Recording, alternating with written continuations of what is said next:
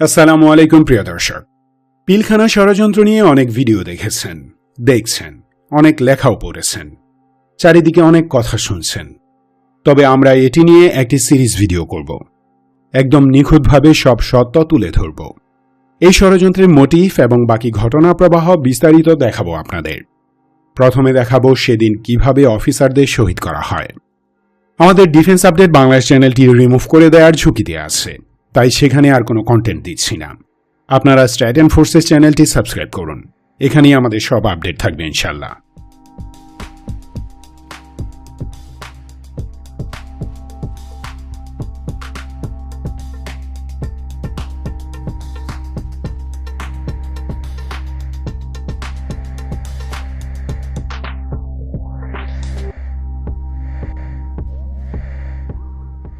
আমি বেশি কথা বলবো না।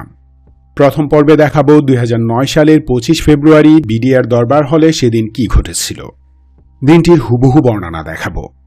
এটি অতি গোপন একটি ডকুমেন্ট থেকে নেয়া। সেই কলেজ লাইফ থেকে এটা সংরক্ষণ করে আসছি। ফেসবুকে তখন উই ওয়ান্ট জাস্টিস নামে একটি পেজ ছিল, যেখানে পিলখানা ষড়যন্ত্রের বিচার দাবি করে নানা পোস্ট দেয়া হতো। সেখানেও এই তদন্তের রিপোর্টের একাংশ পাবলিশ করা হয়েছিল। যাই হোক, চলুন সেদিন অ্যাকচুয়ালি কি ঘটেছিল তা দেখি। 2009 সালের 25 ফেব্রুয়ারি বিডিআর সপ্তাহের প্রথম দিন। সকাল 9টায় দরবার হলে বার্ষিক দরবার শুরু হয়। বিডিআরের সকল সেক্টর কমান্ডার এবং ডিজি স্বয়ং উপস্থিত। প্রেজেন্ট ছিল প্রায় 3000 বিডিআর সদস্য। সকাল 9:05 DG major general Shakil Ahmed Darbar হলে প্রবেশ করেন। পবিত্র কুরআন তেলাওয়াতের মাধ্যমে দরবার শুরু হয়। আগের দিন জওয়ানদের প্যারেডের প্রশংসা করেন ডিজি। এরপর ফখরুদ্দিন আমলে বিডিআর কর্তৃক পরিচালিত অপারেশন ডাল ভাতের ইস্যুটি তুলে ধরেন। সে অপারেশনে নিযুক্ত জওয়ানদের সবাই তাদের ডিএ ভাতা পেয়েছে কিনা তা জানতে চান। এতে জওয়ানদের সারা ক্ষীণ ছিল, যা কখনো হয় না। যাই হোক, জওয়ানদের ডিএ সহ অপারেশন ডাল ভাতের পুরো প্রক্রিয়াটি সিভিল প্রশাসনের হাতে ছিল। এতে সামরিক প্রশাসনের কোনো দায় ছিল না। তারপরও তিনি অপারেশন ডাল ভাতের মূল হিসেব তুলে ধরেন, সবাইকে দেখান। এরপর মেজর শাকিল বলেন, ফখরুদ্দিন আমলে বিডিআর সদস্যদের শৃঙ্খলা পেশাদার ছিল না। তখন সকাল 9:30। মেজর রোকসানা নামের এক অফিসার দরবার হলের ঘড়ির দিকে তাকিয়ে সময় দেখেন। এরপরই দরবার হলের এক কোণা থেকে সিপাহী মাইন অস্ত্র নিয়ে স্টেজে উঠে ডিজির দিকে অটোমেটিক রাইফেল তাক করে। কিন্তু ডিজি মেজর জেনারেল শাকিল তার দিকে তাকানোর পরপরই সে অজ্ঞানের মতো হয়ে স্টেজে লুটিয়ে পড়ে। সে সময় আরেক সিপাহী অস্ত্র নিয়ে হলের এক পাশ দিয়ে ঢুকে আরেক পাশের জানালা ভেঙে বেরিয়ে যায়। গিয়েই বাইরে সে গুলি করে। সাথে সাথে হলের ভিতর ছুটোছুটি শুরু হয়। প্রায় 3000 বিডিআর সদস্য হল থেকে বের হয়ে যায়। 2-3 মিনিটেই দরবার হল খালি। ভিতরে আছেন শুধু অফিসারগণ, সাথে 2 জন ইমাম এবং 3-4 জন সিপাহী। সিপাহী মাইনকে কয়েকজন অফিসার তাদের বুটের ফিতা দিয়ে বেঁধে ফেলেন। তাকে জিজ্ঞাসাবাদ করলেও সে কিছু বলেনি। ডিজি সবাইকে আবার দরবার হলে আসার নির্দেশ দেন, কিন্তু বাইরে থেকে গুলি করা হয়। তিনি তখন বলেন, কে ফায়ার ওপেন করেছে তাদেরকে ফায়ার করতে নিষেধ করো। Situation tackle. এরই মাঝে দেখা যায় লাল সবুজ এবং গেরুয়া কালারের কাপড়ে মুখ বাঁধা ক্যাপ ছাড়া একদল বিডিআর সদস্য দরবার হল চারদিক থেকে ঘিরে ফেলেছে এবং কিছুক্ষণ পরপর গুলি করছে। এলোপাথারি গুলির মুখে জেনারেল শাকিল সহ সকল অফিসার ও বন্দীগণ আড়াল নেন। হ্যান্ডমাইকে কর্নেল গুলজার, কর্নেল এমদাদ এবং লেফটেন্যান্ট কর্নেল এনশাদ বিদ্রোহী জওয়ানদের থামতে বললে তারা আরও আগ্রাসী হয়ে ওঠে। এক পর্যায়ে মেজর জেনারেল শাকিল মোবাইল ফোনে কাউকে বলেন যে 44 রাইফেল ব্যাটালিয়নের কিছু সৈনিক বিদ্রোহ ঘোষণা করেছে, তাড়াতাড়ি সেনাবাহিনী পাঠান। এ সময় একজন অফিসার ডিজিকে বলেন, স্যার গাড়ি লাগানো আছে, আপনি সরে যান। উত্তরে মেজর জেনারেল শাকিল আহমেদ কি বলেছিলেন জানেন? তিনি বলেছিলেন, আমি কোথায় যাব, কেন যাব? অর্থাৎ তিনি এই সিচুয়েশন থেকে পালাতে নারাজ। ওদিকে মেজর আজিজুল হাকিম ধরা পড়া জওয়ানের রাইফেল দিয়ে বাইরে গুলি করতে চাইলেও তিনি নিষেধ করেন, মানে তিনি কোনো রক্তপাত চান না। এদিকে সব অফিসার সেনাবাহিনীতে তাদের নিজ নিজ ইউনিটে ফোন করে সাহায্য পাঠাতে বলেন। কর্নেল গুলজার র্যাবের ডিজিকে ফোন করে বলেন, স্যার আধা ঘন্টার মাঝে ফোর্স পাঠান, নইলে আমাদের সবাইকে মেরে ফেলবে, আমরা নিরস্ত্র। পাশাপাশি হ্যান্ডমাইকে সৈনিকদের বলা হয় যে তাদের সব দাবি মেনে নেওয়া হবে, তারা যেন থামে। কিন্তু তবুও তারা থামেনি। একসময় মেজর জেনারেল শাকিল আহমেদ তৎকালীন প্রধানমন্ত্রী শেখ হাসিনাকে ফোন দিয়ে বলেন, ম্যাডাম, সম্ভবত আপনার সরকারকে হেয় করার জন্য বিডিআর সদস্যরা বিদ্রোহ করেছে, তারা আমাদের মেরে ফেলবে, আপনি শীঘ্রই ফোর্স পাঠান। বেশ কয়েকজন কমান্ডার তাদের ফোর্স পাঠায়। স্পেশালি 46 ব্রিগেডের 2টি হেভি ইউনিট রওনাও দেয়। কিন্তু অপারেশনের অনুমতি দেয়নি শেখ হাসিনা। হেলিকপ্টার পাঠানো যেত, সেটাও করতে দেয়নি সে। তৎকালীন সেনাপ্রধান জেনারেল মঈনুদ্দিন আহমেদও হাসিনার কথা মতো কাজ করে। সাহায্যও আসছে না, বাইরে থেকে গুলিও করা হচ্ছে কিছুক্ষণ পরপর। তখন সময় 10:31। ওদিকে বিডিআর বিদ্রোহীরা অফিসারদের কোয়ার্টারে গিয়ে তাদের স্ত্রী সন্তানদের উপর হামলে পড়ে। অনেকে শহীদ হন, বাকিদের বন্দী করা হয় কোয়ার্টার গার্ডে। তাদেরকে ভয়ঙ্কর মানসিক অত্যাচারের মাঝে রাখা হয়। এদিকে বিদ্রোহীরা দরবার হলে ঢুকে পড়েছে। অফিসারদের বের হয়ে আসার জন্য চিৎকার করতে থাকে তারা। স্টেজ, ওয়াশরুম এবং হলের পর্দার আড়ালে লুকিয়ে থাকা অফিসারদের কয়েকজন বের হয়ে আসেন। তাদের সাথে 3 জন লেডি অফিসার ছিলেন। অর্ধেক অফিসার বের হয়ে দেখেন 15-16 জন বিডিআর সিপাহী মুখ বেঁধে দাঁড়িয়ে আছে। এ সময় একটু দূরে কোনায় দাঁড়িয়ে থাকা মুখে কাপড় বাঁধা এক সিপাহী অফিসারদের উপর 3-4 রাউন্ড গুলি করে। এতে লেফটেন্যান্ট কর্নেল কায়সার সহ 2 অফিসার গুলিবিদ্ধ হন। মেজর জাহিদ সহ আরও 2 জন অফিসার কর্নেল কায়সারকে বারান্দায় নিয়ে যান। তাকে হসপিটালে নেয়ার কথা বললে বিডিআর সেনারা বলে, কেউ কোথাও যাবে না, এখানেই মরবে, তোরা সব হলের ভিতরে যা। কর্নেল কায়সার তখনও জীবিত, কিন্তু সেনাদের অস্ত্রের মুখে তাকে বাইরে ফেলেই ভিতরে চলে আসতে বাধ্য হন সেই 3 অফিসার। এরপর সবাইকে হল থেকে লাইন দিয়ে বের করা হয়। বের করার সময়ও একপাশ থেকে গুলি করে কয়েকজন অফিসারকে। তাদেরকে বাইরে আনার পর সিভিলিয়ান ড্রেস পরা একদল অস্ত্রধারী ছুটে আসে। তারা চিৎকার করে বলতে থাকে যে অফিসারদের শেষ কর। ছাই রঙের শার্ট পরা এক অস্ত্রধারী বলে, ওদের একজনকেও ছাড়ব না, কাটা দিয়ে কাটা তুলব, বাঁধো সবাইকে। লেডি অফিসারদের হসপিটালে পাঠিয়ে বাকি অফিসারদের হাত পা এবং চোখ বেঁধে ফেলে। ওদিকে ডিজি সহ সিনিয়র আরও 20-22 জন অফিসার দরবার হলে স্টেজের পিছনে রয়ে গেছেন। সেদিকে মুহুর্মুহু গুলি ছুড়ে মুখবাধা সিপাহীরা। গুলির মুখে বাধ্য হয়ে বের হন তারা। ডিজি মেজর জেনারেল শাকিল আহমদকে মাঝখানে রেখে সব অফিসার গোল হয়ে দাঁড়ান। তখন মুখবাধা এক সেনা চিৎকার দিয়ে বলে, বাচ্চারা সারা জীবন আমাদের সিঙ্গেল লাইন করে হাঁটিয়ে নিজেরা গুল করে দাঁড়িয়েছিস, সবাই সিঙ্গেল লাইনে দাঁড়া। সেখানে অনেক বিডিআর সেনা ছিল, সবারই মুখ বাঁধা। ডিজি লাইনে প্রথম এগিয়ে দাঁড়ান, তারপর তাদেরকে এক লাইনে বের করে আনা হয়। মেজর জেনারেল শাকিল আহমেদ হলের বাইরে পা রাখা মাত্রই 4 জন মুখবাধা অস্ত্রধারী তার সামনে এসে তাকে লক্ষ্য করে গুলি ছোড়ে। তিনি মাটিতে লুটিয়ে পড়েন। কয়েকজন অফিসার তাকে ধরতে গেলে মুখবাধা সেনারা গালাগাল করে বাধা দেয়। এরপর আরও 7-8 জন অস্ত্রধারী এসে অফিসারদের লক্ষ্য করে ফায়ার করতে শুরু করে।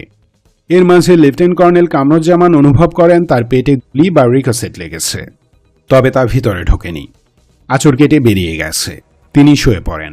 শোয়ার পর দেখেন ডান পাশের ওয়াশরুমের দরজা খোলা। ক্রল করে সেখানে ঢুকে যান তিনি। এরপরই কানে তালা লাগানো ফায়ারের শব্দ পান। তখন সকাল 11টা মতো বাজে। এরই মাঝে কেউ চিৎকার করে বলে যে ডিজি শেষ। দরবার হলেও প্রবেশ করে অনেক সেনা। লেফটেন্যান্ট কর্নেল কামরুজ্জামান শুনতে পান মুখবাধা বিডিআর সেনারা বিশ্রী ভাষায় ডিজি এবং অফিসারদের গালাগাল করছে। টানা 10 মিনিট ননস্টপ ফায়ারিং করা হয়। এরপর সব চুপচাপ। তখনও গুলি খেয়ে বেঁচে থাকা গুরুতর আহত অফিসারদের আর্তনাদ শোনা যাচ্ছিল। হলের ভিতরে এবং বাইরে আবারও এক দফা টানা ফায়ারিং করে সেনারা। গুলি শেষে তাদের উল্লাসের আওয়াজ পায় বেঁচে থাকা অফিসারেরা। এদিকে দরবার হলের দক্ষিণ দিকে টয়লেটে লুকিয়ে আছেন মেজর মনির এবং মেজর মাকসুম। দরবার হল সার্চ করতে আসে কয়েকজন অস্ত্রধারী। একজন মেজর মাকসুমের পা দেখে চিৎকার দেয়, একটা কুত্তার বাচ্চা এখানে আছে, বলেই সে এলোপাথারি গুলি ছোড়ে। মেজর মাকসুম গুলি খেয়ে বলেন, আমার গায়ে গুলি লেগেছে, তোমরা আর ফায়ার করো না, আমাকে একটু হসপিটালে নিয়ে যাও। কিন্তু সে মেজর মাকসুমকে লক্ষ্য করে আবার ফায়ার করে। তিনি শহীদ হন। এভাবে আহত প্রতিটি অফিসারই ভেবেছিলেন এটি একটি নিছক বিদ্রোহ। তারা বুঝতে পারেননি যে একটা ষড়যন্ত্রের মাধ্যমে তাদের শহীদ করা হচ্ছে। তাই তারা মুখবাধা সেনাদের কাছে হসপিটালে নেয়ার জন্য সাহায্য চান। সাহায্যের বদলে অক্ষত ভাষায় গালাগাল এবং গুলি ফেরত পান তারা। মুখবাধা অস্ত্রধারীরা সবাই একটি বিশেষ মহলের নির্দেশে এই হত্যাযজ্ঞে মেতে উঠেছিল। অফিসাররা এটাও জানতেন না যে তৎকালীন প্রধানমন্ত্রী, সেনাপ্রধান, র্যাব প্রধান এবং মিডিয়া বাইরে তাদের ব্যাপারে কি বলছে। যাই হোক, মেজর মাকসুমের পাশে থাকা মেজর মনির ভাঙা কাঁচ দিয়ে নিজের কপাল কেটে এবং মেজর মাকসুমের রক্ত নিজের গায়ে মাখিয়ে মরার ভান করে পড়েছিল। খুনিরা চলে গেলে তিনি ক্রল করে টয়লেটের ভেন্টিলেটর দিয়ে পিছনে বের হয়ে যান। সেখানে তিনি বড় বড় ডেকচির সারি দেখতে পান। এসব ডেকচি দরবার উপলক্ষে বড়খানার আয়োজনের জন্য আনা হয়েছিল। একটি ফোকর ঘেরা স্থানে সেগুলো সারি করে রাখা হয়। দরবার হল থেকে বেশ কয়েকজন অফিসার একইভাবে আগেই পিছনের দিকে বের হয়ে সেখানে লুকিয়েছিলেন। মেজর মনির এখানে লুকানো নিরাপদ মনে না করে একটু সামনে গিয়ে একটি ড্রেনে লুকান। লুকানোর আগে সেখানে ফেলে রাখা পুরনো একটি ম্যাট গায়ে জড়িয়ে নেন তিনি। বেলা 12:30টায় দুজন অস্ত্রধারী সেই ফুকর ঘেরা স্থানে আসে। তারা এসেই 3 জন অফিসারকে দেখে ফেলে। তুই কেড়ে বলেই এক ঘাতক কর্নেল রেজা এবং লেফটেন্যান্ট কর্নেল পদবীর আরেকজন অফিসারকে গুলি করে। অন্য ঘাতক ফায়ার করে কর্নেল আরেফিনকে। কর্নেল রেজার একটু দূরে ছিলেন মেজর ইকবাল ও কর্নেল আফতাবুল ইসলাম। ঘাতকেরা তাদের দেখতে পায়নি। কর্নেল রেজার রক্তের ধারা মেজর ইকবালের গায়ে লাগে। এরপর প্রথম ঘাতক চলে যাবার উদ্যোগ নিয়ে অপর ঘাতককে ডাকে, সুমন তাড়াতাড়ি আয়। সেই সুমন উত্তর দেয়, আরও আছে মনে হয়। এই বলে সে ডেকচি ধাক্কা দিয়ে লেফটেন্যান্ট কর্নেল সাজ্জাদকে দেখতে পায়। দেখতে পেয়েই কর্নেল সাজ্জাদের মাথায় সিঙ্গেল শট করে সে। লেফটেন্যান্ট কর্নেল সাজ্জাদের মগজ দেয়াল ছিটকে মেজর ইকবাল হাসানের গায়ে এসে পড়ে। যাই হোক, মেজর ইকবাল ও কর্নেল আফতাবুল ইসলাম তখনকার মতো বেঁচে যান। বেলা 11:30 থেকে 12:30 পর্যন্ত দরবার হল, সংযুক্ত রুম, টয়লেট এবং অন্যান্য স্থানে লুকিয়ে থাকা অফিসারদের সবাই জীবিত ছিলেন। তাদের কয়েকজনের হাতে মোবাইল ফোনও ছিল, কিন্তু সেখানে অজ্ঞাত কারণে তারা সেটি ইউজ করতে পারেননি। জীবিত অফিসারগণ বুঝতে পারছিলেন তাদের অবস্থান কেউ জানিয়ে দিচ্ছে। ওদিকে মেজর সৈয়দ মনিরুল আলম নোংরা ম্যাটে জড়িয়ে ড্রেনে পড়ে আছেন। অনেকটা জায়গা জুড়ে ড্রেনের উপর থরে থরে তক্তা সাজানো। ভিতরে দিনের আলোতেও অন্ধকার। সেখানে 2 ঘাতক আসে। ড্রেনের সাথেই পাশাপাশি 2টি রুম। তারা একটি রুমে ধাক্কা দিয়ে বুঝতে পারে যে ভিতর থেকে লাগানো। সারা শব্দ না পেয়ে তারা গুলি করার হুমকি দিলে ভিতর থেকে একজন বলে ওঠেন, আমি রাজশাহীর সেক্টর কমান্ডার, আপনারা কে, কি চান? তখন ঘাতকদের একজন নিজেকে আর্মি পরিচয় দিয়ে বলে, আমরা আপনাকে উদ্ধার করতে এসেছি। Rajshahi sector commander colonel Emdad খুনিদের সেই মিথ্যা ধরতে পারেননি। আতঙ্কের এই মুহূর্তে তিনি ভেবেছিলেন সত্যিই বুঝি আর্মি রেস্কিউ মিশনে এসেছে। তিনি বের হয়ে আসেন, আর সাথে সাথেই তাকে গুলি করে ঘাতকেরা। তিনি ড্রেনের উপর লুটিয়ে পড়েন। সেই রুমে থাকা অন্য ব্যক্তিকেও একইভাবে মেরে ফেলা হয়। এরপর তারা ড্রেন ও ম্যানহোল খুঁজে দেখে। মেজর মনির পা থেকে মাথা পর্যন্ত একটি ছেঁড়া ম্যাট গায়ে পেঁচিয়ে ড্রেনের নোংরা পানিতে শুয়েছিলেন। উপরে অনেক জায়গা জুড়ে তক্তা বসানো থাকায় ঘাতকদের একজন এ মাথা থেকে ও মাথা টর্চ দিয়ে চেক করে, কিন্তু ম্যাটের আড়ালে ড্রেনের পানিতে ডুবে থাকায় মেজর মনিরকে তারা দেখতে পায়নি। তারপর তারা পাশের রুম থেকেও 3-4 জনকে বের করে শহীদ করে। এ সময় মেজর মনির শুনতে পান মাইকে বিডিআর সেনাদের উত্তেজিত করার জন্য নানা রকম স্লোগান দেয়া হচ্ছে। ততক্ষণে 55 জন অফিসারকে শহীদ করা শেষ। এরপর জোহরের আজান দেয়া হয়। তখনও অর্থাৎ 2009 সালের 25 ফেব্রুয়ারি বেলা 1টার পরও 4 জন অফিসার জীবিত ছিলেন। তারা দরবার হল এবং সংলগ্ন এরিয়ায় আত্মগোপন করে থাকেন। জীবিত সেই 4 অফিসারদের একজন লেফটেন্যান্ট কর্নেল সৈয়দ কামরুজ্জামান। তিনি ছিলেন দরবার হলের উত্তর পশ্চিম কোণের টয়লেটে। কর্নেল আফতাবুল ইসলাম এবং মেজর ইকবাল হাসান একসাথে দরবার হলের দক্ষিণ পূর্ব কোণে টয়লেটের পিছনে ডেকচি রাখার স্থানে লুকিয়েছিলেন, এবং মেজর সৈয়দ মনিরুল আলম লুকিয়েছিলেন দরবার হলের পূর্ব দিকের পিছনের একটি ড্রেনে। প্রতিটি অফিসারকে যে কিভাবে শহীদ করা হয় তা সঠিকভাবে বলতে পারছি না। আমার গলা ভারী হয়ে আসছে। এই প্রথম কোনো স্ক্রিপ্ট লিখতে গিয়ে চোখ বেয়ে অঝোর ধারায় পানি পড়ছে। আমার পক্ষে লেখা আর সম্ভব হচ্ছে না। দ্বিতীয় পর্বে ঘটনার বাকিটা লিখব ইনশাল্লাহ। ততক্ষণ সবাই সুস্থ থাকুন, নিরাপদ থাকুন, দেশকে ভালোবাসুন, দেশের শত্রুদের চিনুন। বাংলাদেশ চিরজীবী হোক।